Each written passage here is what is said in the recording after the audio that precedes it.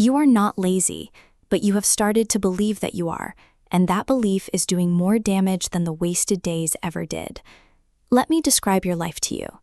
You wake up and the first thing you feel is not tiredness, it is a low hum of debt. You owe something to yourself, and you have owed it for a long time. Today you are going to pay it back. Today you are going to open the document, send the message, start the thing you told your friend about 11 months ago and have not mentioned since. But first you check your phone, just to clear it. And then someone needs something. And then you remember you should probably eat. And then you tidy one small corner of the room because you cannot think in a mess. And then you look for the right course, the right template, the right planner, because if you are going to do this, you want to do it properly. And then it is 4 p.m, and you have not written a word, but you are exhausted anyway. At night, you lie in bed and run the audit. You know exactly what you did not do. You promise yourself tomorrow. You feel a flicker of hope. And then tomorrow arrives, and it is not different, and the flicker gets a little dimmer each time. You are not alone in this. There is an entire category of women living exactly this loop. Enormous ambition, real intelligence, genuine ideas, and almost no visible output.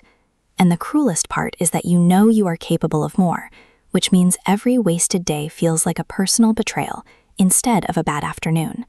This is not a character flaw. This is not a lack of talent. This is psychology, and it is specific, and it has a shape. But you need to understand what is actually happening inside your mind first, and then you need to decide whether you are ready to do something about it. Here is what is happening in your brain. You are living inside a permanent conflict. One part of you wants to build something. That part dreams big. That part sets goals. That part imagines the version of you who already did it. Another part of you wants to avoid being seen doing it badly. And right now, that second part is winning. Notice the precision there. Your brain is not avoiding work. You work constantly. You answer messages. You manage other people's schedules. You remember birthdays. You do the emotional accounting for an entire household or friendship group. You are not avoiding effort. You are avoiding exposure. When you sit down to work on the thing that actually matters to you, your brain does not see a task. It sees a test. It sees a moment where you could be visibly, publicly wrong, and your brain treats that possibility as a threat, so it offers you an exit that does not look like an exit. Answer this email. Help this person.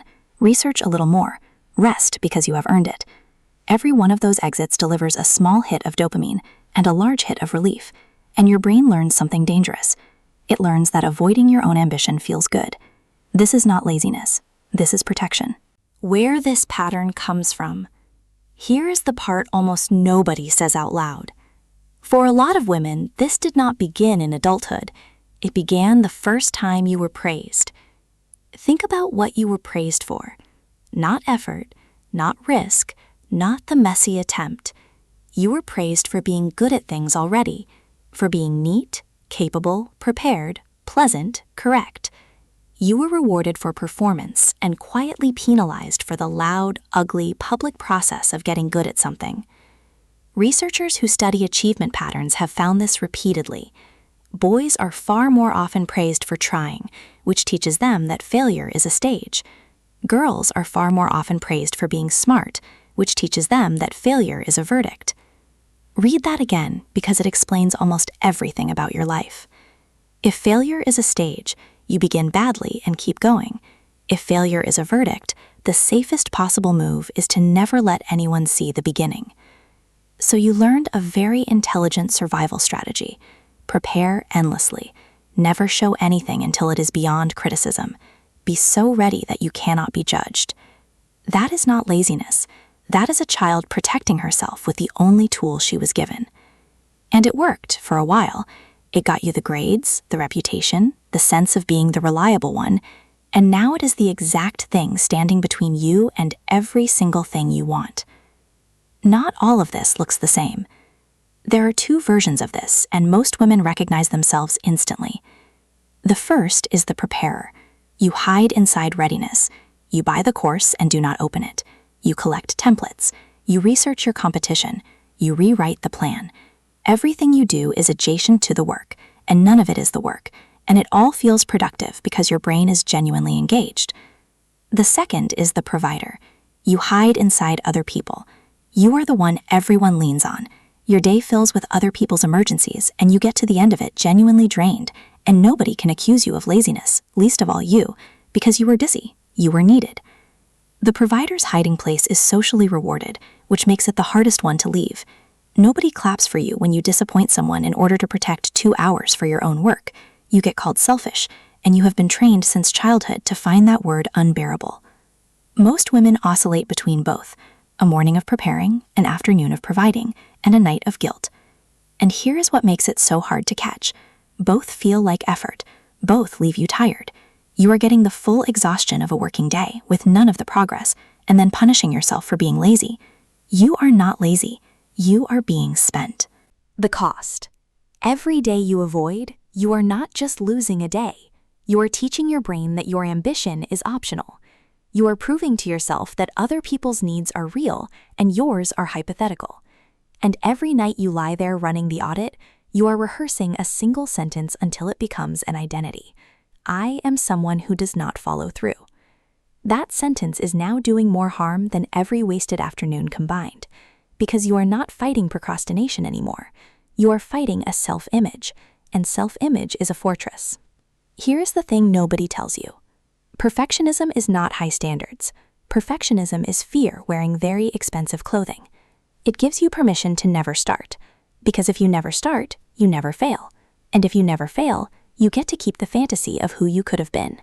That fantasy is the most expensive thing you own. And now the sentence this entire video exists to give you. Failure is not the opposite of success. Invisibility is. You have been running your whole life on the assumption that the risk is being wrong in public. The actual risk, the one that is happening to you right now, is being right in private forever. Having good ideas nobody sees. Being talented in a room with the door closed. The women whose lives you envy are not braver than you. They are not more disciplined than you. They simply started before they were ready and let people watch them be bad at it. That is the entire difference. That is the whole secret. You already have the ambition. What you do not have yet is a tolerance for being seen mid-process. So what do you actually do? Not 5 things. 1. Pick something small and do it badly on purpose. Not 15 minutes of preparing, 15 minutes of the actual work, in its ugliest possible form. The bad first paragraph, the unpolished message, the version you would be embarrassed for anyone to see. You are not trying to be good. You are trying to teach a nervous system that has been braced since childhood that being visibly imperfect does not kill you. And you will have to do it while feeling terrible. Let me be clear about that, because everyone lies to you here. You are not going to wake up wanting this. Motivation is a feeling, and you cannot build a life on a feeling.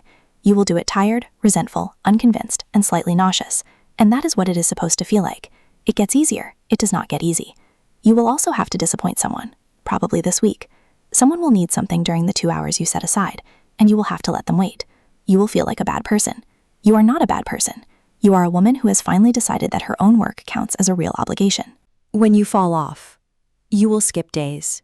You will fall back into the loop. You will have a week where you do nothing and hate yourself for it. That is not the failure. That is the process. The failure is what you do next. Because guilt has never once produced a productive day. Shame does not build anything. Every night you spend lying there hating yourself, you are simply making tomorrow heavier. Talk to yourself the way you would talk to a woman you love. You missed a week. Fine. Do one small thing now. Not to make up for it, just to come back. The women who make it are not the women who never fall off. They are the women who do not turn one bad day into a bad year. Before you go, stop watching videos like this one. You know that you are doing it. The productivity content, the discipline content, the routines of women whose lives you want. It feels like progress. It is not progress. It is the same hiding place with better lighting, and I would rather tell you the truth than keep you here. You do not need more information. You already know what you need to do. You have known for months. So when this ends, close it and do one small piece of the real thing, badly, today. You are not lazy. Lazy is not who you are. Lazy is a word other people handed you for a pattern they never bothered to understand, and you have been carrying it like a diagnosis. You have spent years being extremely careful with a life you are never going to be given credit for anyway. Now go be careless with it and see what you build.